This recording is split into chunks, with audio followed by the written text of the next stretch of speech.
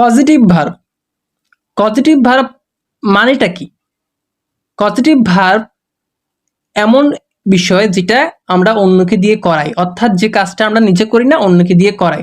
এখন positive verb হচ্ছে have, gate, make, late. এখন কোনো সেন্টেন্সে হ্যাভ, গেট, মেক, লেট দেখলে যে সেটা পজিটিভ ভার্ব হবে তা না।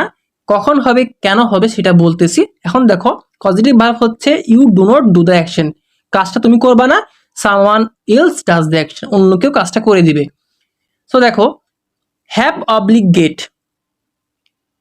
প্লাস সামথিং প্লাস ভার্ব 3, এই রুলস দিয়ে আমরা খুব সহজে পজিটিভ ভার্ব চিনতে পারবো। সো দেখো I iron my shirts every week, আমি আমার শার্ট আয়রন করি, এটা কিন্তু পজিটিভ হবে না। যখন বলবো I have my shirts iron every week, এটা বুঝাচ্ছে আমি আমার শার্ট অন্য কাউকে দ্বারা আয়রন করাই, ঠিক আছে। তো দেখো আই পরে হ্যাভ, হ্যাভ দেখো এখানে রুলসের সাথে মিলতেছে, হ্যাভ অবলিক গেট, হ্যাভ আছে মাই শার্টস, অর্থাৎ সামথিং কোনো এক কিছু ব্যবহার করব, সেটা শার্ট হইতে পারে বা অন্য কিছু হইতে পারে। তারপর দেখো আয়রন, এখানে কিন্তু ভার্ব 3 আছে এভরি উইক, ঠিক আছে। এখন আমার কিন্তু রুলসের সাথে মিলতেছে, সো এটা অবশ্যই অবশ্যই আমার কি হবে, পজিটিভ ভার্ব হবে। কোনটা? আয়রন, আয়রন হচ্ছে আমাদের কি পজিটিভ ভার্ব। আবার দেখো আই রিপেয়ার্ড মাই উইন্ডো, আমি আমার উইন্ডো মেরামত করি, কিন্তু এটা তো পজিটিভ হবে না, কারণ আমি আমার উইন্ডো তো নিজেই মেরামত করি। যখন আমি বলবো যে অন্যের দ্বারা, অন্যের দ্বারা বোঝাতে গেলে, অন্যের দ্বারা বোঝাতে গেলে আমাকে এভাবে লিখতে হবে আই হ্যাড বা অবলিক গট। এখন দেখো আমি হ্যাবের হ্যাড পাস্ট টেন্স লিখলাম, গট লিখলাম, এখানে কোনো বিষয় না। হ্যাভ, হ্যাভ এখানে হ্যাড হইতে পারে, পাস্ট টেন্স চেঞ্জ হলে সমস্যা নেই। হ্যাভ হ্যাড হইতে পারে, হ্যাভিং হইতে পারে, গেট গট হইতে পারে, গেটিং হইতে পারে, এগুলো কোনো বিষয় না, ঠিক আছে, এগুলা চেঞ্জ হইতেই পারে। এখন দেখো I had oblique got my window repaired, আমি আমার উইন্ডো মেরামত করিয়েছি। এখন কাকে দ্বারা করিয়েছি?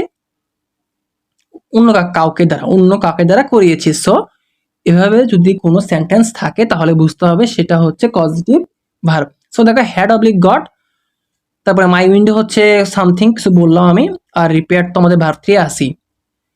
সো এরকম দেখলে আমরা শিওর হয়ে যাব। আবার দেখো I get my nails done every week.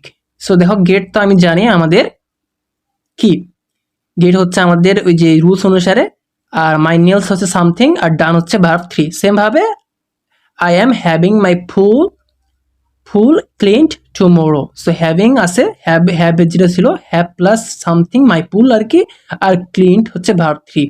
So আমি আমার পুল অন্যের দ্বারা ক্লিন করাবো কালকে বা আগামীকাল।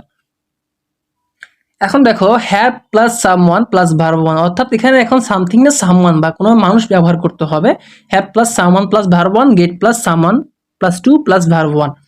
সো দেখো I will have my lawyer give you a call, ঠিক আছে, আমি আমার লয়ার দ্বারা তোমাকে কল দেওয়াবো, অর্থাৎ কাজটা সেটা লয়ারকে দিয়ে করাবে, সে তো করবে না, ঠিক আছে।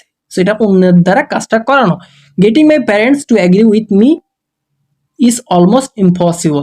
সো দেখো আমরা দুটো রুলসে দেখি, প্রথমটা দেখো have plus my lawyer give, অর্থাৎ হ্যাভ হচ্ছে হ্যাভ আছে সামওয়ান তো মাই লয়ার, আর গিভ হচ্ছে আমাদের ভার্ব 1। আর দেখো গেটিং হচ্ছে গেট থেকে আসছে গেটিং, আর সামওয়ান হচ্ছে মাই প্যারেন্টস, আর টু হচ্ছে দেখো টু, আর ভার্ব 1 হচ্ছে এগ্রি, টু এগ্রি।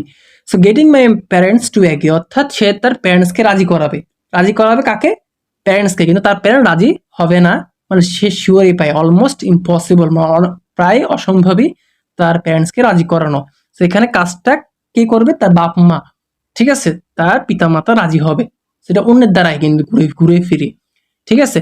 এত কিছু বোঝার দরকার নেই, আমার যদি রুলস মিলে যায়, যেমন দেখো গেটের পরে মাই প্যারেন্টস তারপরে টু এগ্রি, তাহলে শিওর হয়ে যাবে সেটা পজিটিভ ভার্ব। সো এখানে টু এগ্রি অর্থাৎ এগ্রিটা হচ্ছে আমাদের পজিটিভ ভার্ব, আর গিভ হচ্ছে আমাদের পজিটিভ ভার্ব। আবার দেখো make plus someone plus verb 1, my robbers the robbers made the security guard give them the key, the robbers made the security guard give them the key. So যারা চোর ছিল তারা security গার্ডকে জোর করলো যে চাবিটা দেওয়ার জন্য, ঠিক আছে। সো জোর করছে কে? যারা চোর।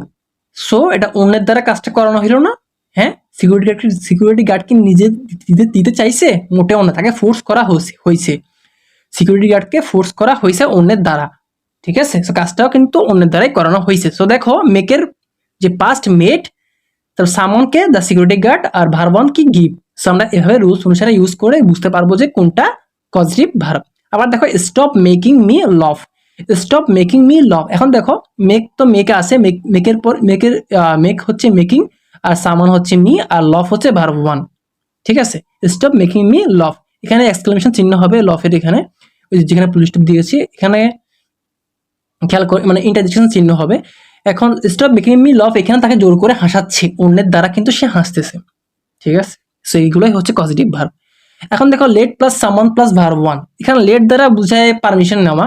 So my sister let's me বড় হার বুক, ঠিক আছে, তার সিস্টার তাকে বইটা নেওয়ার জন্য পারমিশন দিয়েছে, ঠিক আছে। সো লেটস এর পরে কি আমাদের সামান অর্থাৎ মি, তারপরে বড় হচ্ছে ভার্ব ওয়ান। পরেরটা দেখো my mother won't let him have a dog, তার মা তাকে একটা কুকুর মানে নেওয়ার পারমিশন দেয় নাই, ঠিক আছে। সো লেট পরে লেট তো ইউজ হয়েছে, তারপরে সামান হচ্ছে হিম, তারপরে হচ্ছে ভার্ব ওয়ান হচ্ছে হ্যাভ। সো এখানে পুরো রুলসটাই মেনটেন হয়েছে।